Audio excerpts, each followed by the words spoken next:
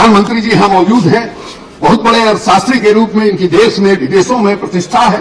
आज देश 1991 में जो इन्होंने आर्थिक नीति की शुरुआत की थी, आज देश उसी आर्थिक नीति को चला रहा है। हमने क्या उपलब्धि हासिल किया? प्रधानमंत्री जी ने कहा था कि यह राष्ट्रीय शर्म की बात है। जो पढ़ा लिखा तबका है वो तो मान रहा है कि लोकतंत्र फजूल हो गया। हमारे अंदर कट्टरवाद बढ़ रहा है। असहमति के अधिकार को हम सीमित करते जा रहे हैं। कौन लेख लिखा जाएगा, कौन लेख नहीं लिखा जाएगा, कौन कार्टून बनेगा और कौन कार्टून नहीं बनेगा, ये ताकत के आधार पर तय किया जा रहा है। अब जो है मायावती जी बोल रही थी, उस समय आपने घड़ी नहीं देखा। यह ताकत के सारे यही साहस की कमी है। जो कट्टरवादी ताकतें हैं उनके सामने समर्पण करते जा रहे हैं। नियम सबके लिए है, मजबूत है या कमजोर है, ताकत के साथ उस कुर्सी पर आप बैठे हैं। आपको नियम का अनुपालन करना चाहिए। कोई मजबूत बोले तो आप चुप, और जो कमजोर बोले तो घड़ी और तिवारी जी।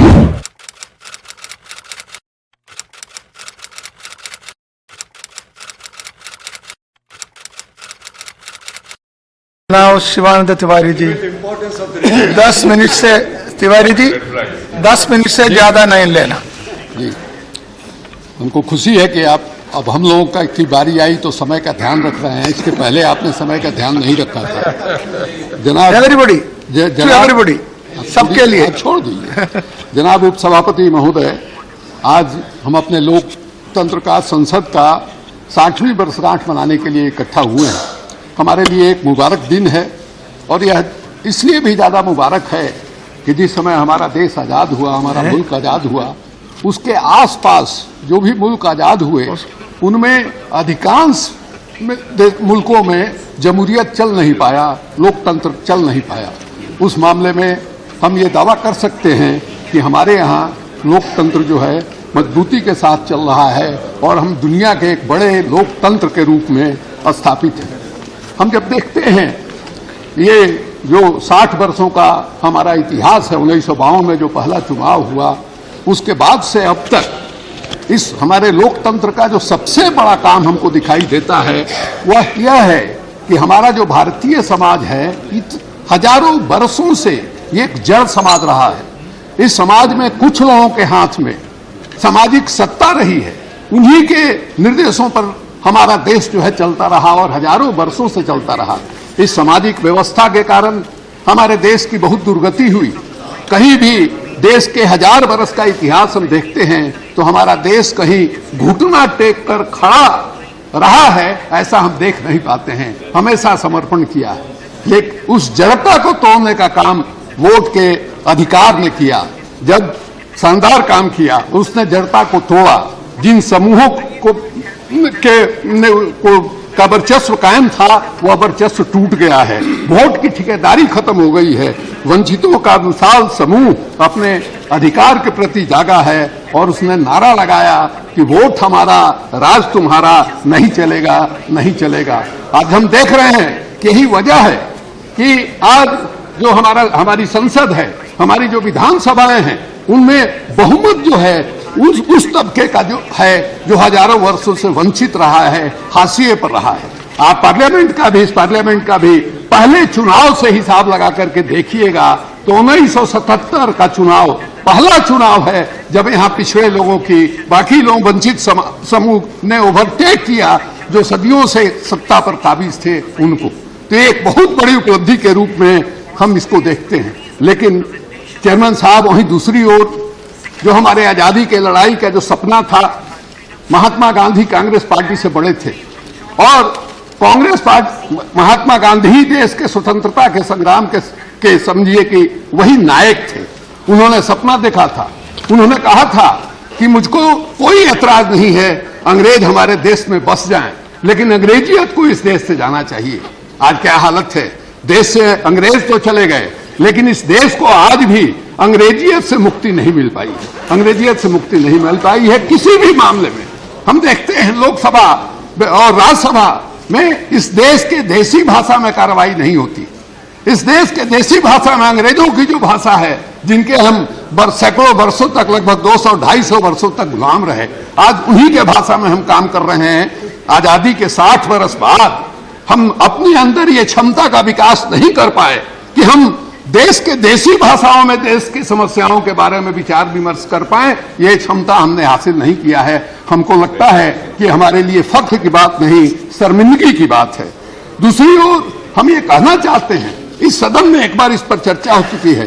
गांधी ने कहा था कि जो गरीब लोग हैं उनको इज्जत के साथ रोटी मिलनी चाहिए, और इज्जत के साथ रोटी मिलनी चाहिए। आज क्या हालत है? प्रधानमंत्री जी यहां मौजूद हैं, बहुत बड़े अर्थशास्त्री के रूप में इनकी देश में विदेशों में प्रतिष्ठा है। आज देश 1991 में जो इन्होंने आर्थिक नीति की शुरुआत की थी, आज देश उसी आर्थिक नीति को चला रहा है।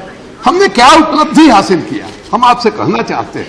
कुछ दिन पहले जब देश में जो कुपोषित बच्चे हैं, भूखे बच्चे हैं, उन पर एक रिपोर्ट जारी हुआ था प्रधानमंत्री जी की मौजूदगी में, तो प्रधानमंत्री जी ने कहा था कि यह राष्ट्रीय शर्म की बात है।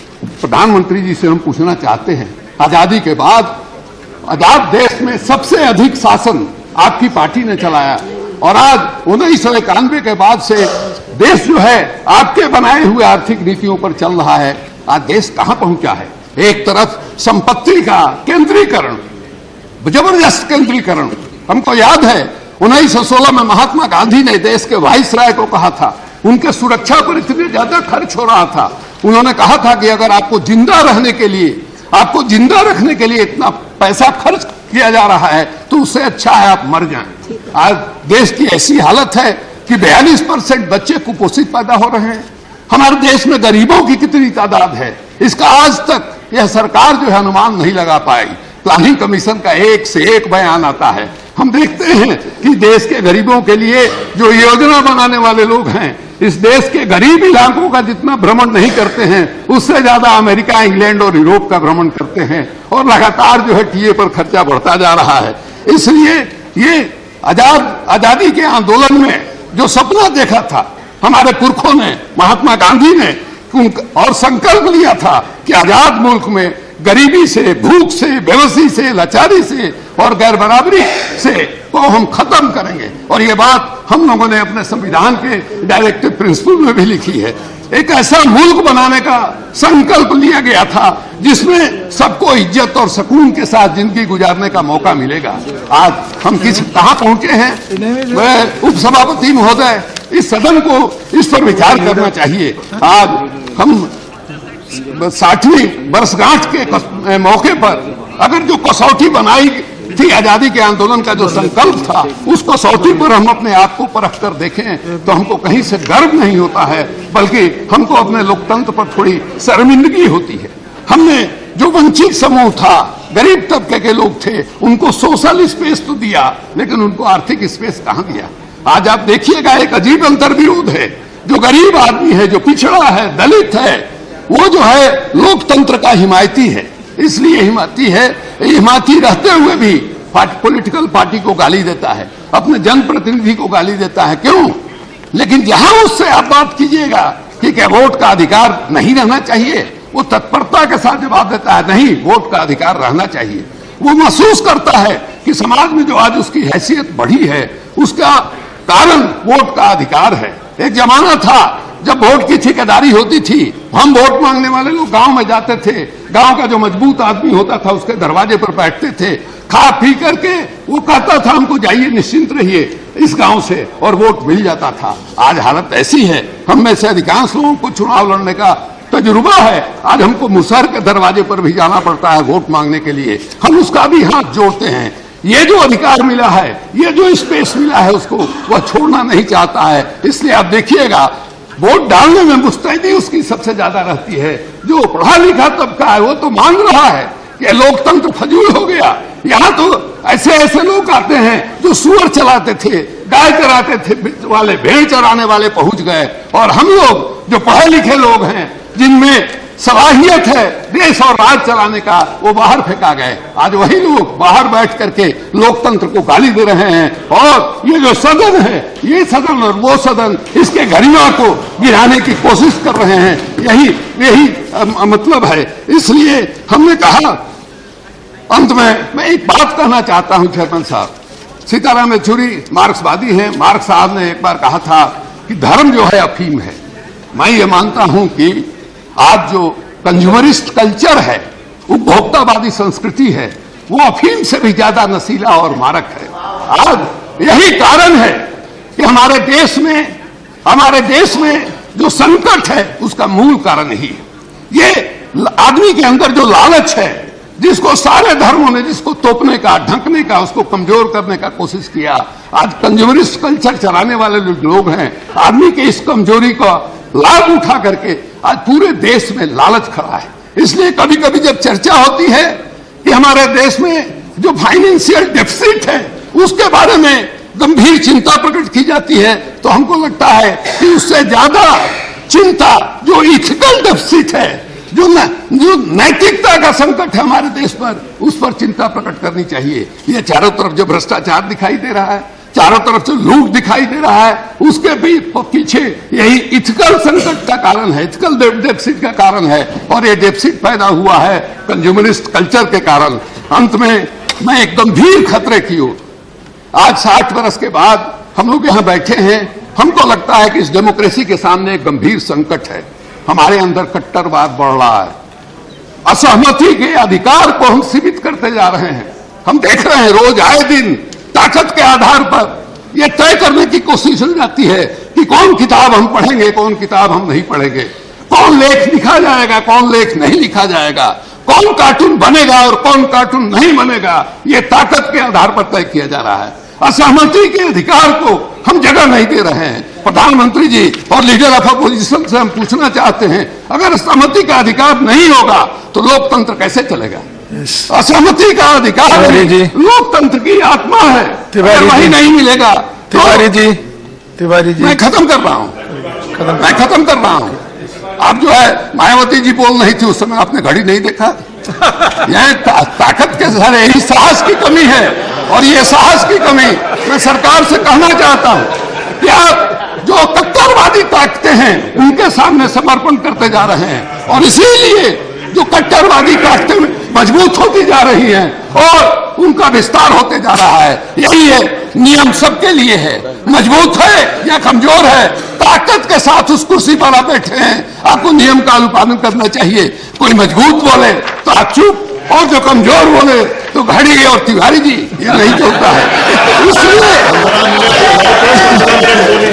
आपने बताया नहीं था कि 15 मिनट अलाउड था लोगों को, मैं खत्म कर रहा हूं। इसलिए मैं कह रहा हूं कि असहमति का अधिकार लोकतंत्र का मौलिक अधिकार है। अगर सरकार असहमति के अधिकार की रक्षा नहीं करती है, जो उसका संवैधानिक दायित्व है, तो आप लोकतंत्र की रक्षा भी नहीं कर सकते हैं, और ये बहुत चिंताजनक है। इस मौके पर मैं गुजारिश करूंगा, हमको गंभीरता के साथ चिंतन और मनन करना चाहिए, और मैं पूरी संजीदगी के साथ कहता हूं, इसके लिए हमारे पास ज्यादा वक्त नहीं है। हमको सावधान होना पड़ेगा और मजबूती के साथ लोकतंत्र को बचाने का, असहमति के अधिकार को बचाने के का प्रयास करना होगा, और कट्टरवादी ताकतों पर लगाम लगाना होगा, नहीं तो लोकतंत्र नहीं बचेगा। इसी के साथ मैं अपनी बात समाप्त करता हूं। बहुत बहुत धन्यवाद।